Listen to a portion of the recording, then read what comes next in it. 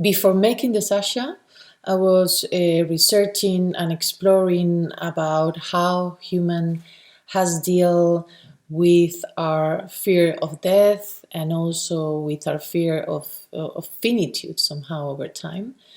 And having this preoccupation and this interest in mind, suddenly one day I was in front of the computer, doing something that I really like to do when I'm procrastinating, which is to explore Google Earth.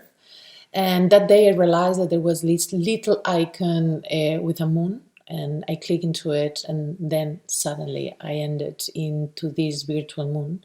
And I started to walk this virtual moon almost as if I were an astronaut now from the Apollo mission. And there was all these little legends that it was geographical names, saying, for example, things like the Car Highlands or the Sea of Tranquility. And suddenly I read this little one that it was saying Duke's family portrait. And of course that caught my eye, and I click into it, and suddenly pop up this beautiful picture of this happy American family from the 60s. And suddenly seeing this picture on the moon triggers me a lot of questions. And also I saw in that little gesture somehow one of the big trials or impulse to leave traces of our existence, no, leaving that picture on the moon. So yeah, I was so curious that I clicked into a link that it was below this picture, and suddenly I ended up in the huge archive from NASA, where this photo came from. And it was this big collection of pictures. After researching, I knew that the person behind that picture was actually Charles Dukes, or the person who did the largest amount of pictures during that trip. It was Charles Duke.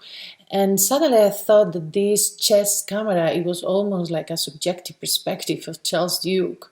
After researching in the archive and researching more about the story and having all these preoccupations in mind, in my research, suddenly something clicked very easily and naturally, and I started to write this film. So that was the origin of the Sasha.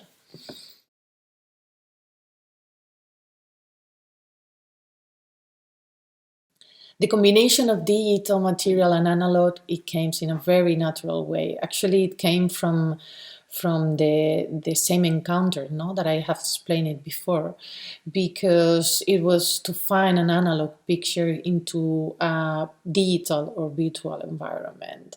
And what it was also very interesting for me, it was that I was finding this analog picture in the same coordinates, but digital, that are on the real moon, no?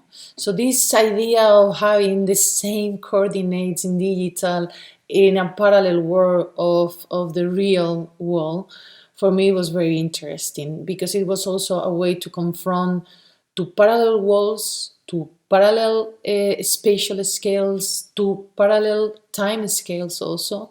And also this kind of encounter also creates this subject that is in the film, no, that is about confronting different time scales, no, like for example the geological with the digital, or the human. So it came in a very natural way, and it fits conceptually very well with the story itself.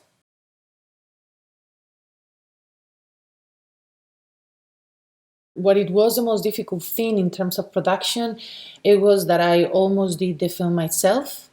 because I did everything. I mean, I did the whole archive research. I did the animation. I did the writing. I did the montage, the edition. I even did the background of the sound, and later on I passed it to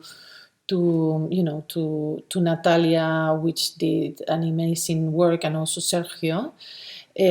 But I mean, in order to do this animation and also the work with the material, I was the whole time needing a sound, no, that it helped me to develop this mood that I wanted to create. So I was also working with a bass sound that I created, and yeah, that was somehow the most difficult thing, but it was also helpful because this one man orchestra um, also helped me in order to develop the film in the way that I wanted to develop, and in the time that I wanted to develop somehow.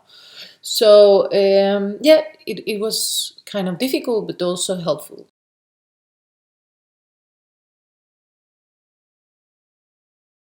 The link between these two limbos, the limbo of the Sasha and the limbo of internet, it came due to the research I was doing about the fear of death and the connection between the fear of death and the fear of forgetting in our secular societies today. And with secular societies, I mean um, European society, and how somehow today we don't believe in soul anymore, and memory has taken that position. No? How memory seems to be our main hope of eternity these days.